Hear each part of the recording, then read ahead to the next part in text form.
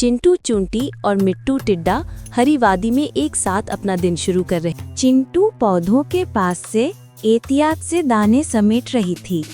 मिट्टू पत्ती की गिटार बजाता खुशी से धुनें बिखेर रहा था। चिंटू मुस्कुराकर मिट्टू की मीठी मौसीकी सुन रही थी। सूरज ढलते दोनों चट्टान पर बैठे थे।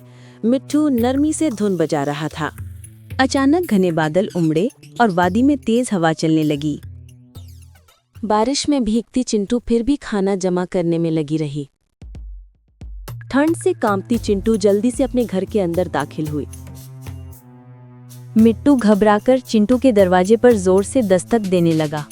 चिंटू बिस्तर पर बीमार लेटी थी। तेज बुखार ने उसे कमजोर कर दिया था। मिट्टू बहुत परेशान हो गया। वो चिंटू की हालत देखकर घबरा उठा। वो फौरन हकीम बाबा कछुए की गार की तरफ दौड़ पड़ा। हकीम बाबा ने चिंटू को देखा और गहरी सोच में पड़ गए। उन्होंने बताया कि इलाज सिर्फ एक नायाब सूरजमुखी के फूल से होगा। मिट्टू ने पहाड़ों की तरफ देखा और पक्का इरादा कर लिया। उसने अपनी गिटार एक तरफ रखी और सफर की तैयारी की।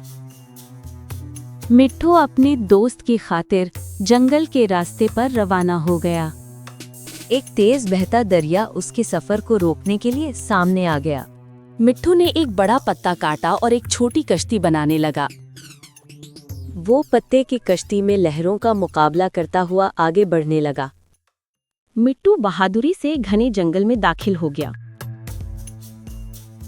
ऊपर आसमान में शाहीन चक्कर लगा रहे थे, शिकार की तलाश में। वो फुर्ती से एक बड़े पत्ते से दूसरे पत्ते पर छलांगे लगा रहा था। शाहीन करीब आया तो वो फौरन खंबे के पीछे छुप गया। मिट्टू भागता हुआ दरख्तों की मोटी जड़ों के दरमियान से गुजरा। वो एक ऊंचे और फिसलने वाले पहाड़ के सामने पहुंच गया। मुश्किल चढ़ाई थी, मगर मिट्टू हिम्मत से ऊपर चढ़ता रहा। पांव जख्मी होने के बावजूद वो रुकने का नाम नहीं ले रहा था। रात को वो एक चट्टान पर रुककर थका हुआ आराम करने लगा। सुबह होते ही उसने दोबारा हिम्मत बांधी और चढ़ाई जारी रखी। पहाड़ की चोटी के पास सूरज की रोशनी बादलों को चीरती दिखाई दी। चोटी पर नायाब चमकता हुआ सूरजमुखी का फूल उसे नजर आया। जज्बाती होकर वो चमकते फूल की तरफ बढ़ा। उसने एहतियात से जादुई फूल तोड़कर महफूज कर लिया। फूल हाथ में लिए वो फौरन वापसी की तरफ दौड़ पड़ा। वो तेजी से फिसलती पथरीली ढलवान से नीचे उतरा। फूल सीने से लगाए वो दोबारा जंगल से गुजरा। दरिया तक पहुंचकर वो पत्थरों पर छलांगे लगाकर आगे बढ़ा। थका हुआ मिट्टू आखिरकार वादी पहुंचा।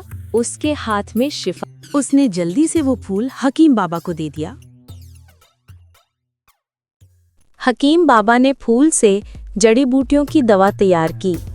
उन्होंने वो गरम दवा चिंटू को पिलाई, उम्मीद के साथ। अगली सुबह चिंटू बिल्कुल ठीक होकर खुशी से उठ बैठी। मिट्टू ने अंदर आकर दोस्त को सेहतमंद देखा और खुश हो गया। चिंटू ने मिट्टू का शुक्रिया अदा किया, आंखों में आंसू लिए। मिट्टू ने मुस्कुराकर कहा, दोस्ती में कैसा खतरा? वादी के सब जानवर मिट्टू की बहादुरी पर खुशी से तालियां बजाने लगे। सूरज ढलते दोनों दोस्त पहाड़ी पर खड़े थे। दोस्ती हमेशा के लिए मजबूत। दोस्तों, लाइक, शेयर और सब्सक्राइब करना मत भूलें।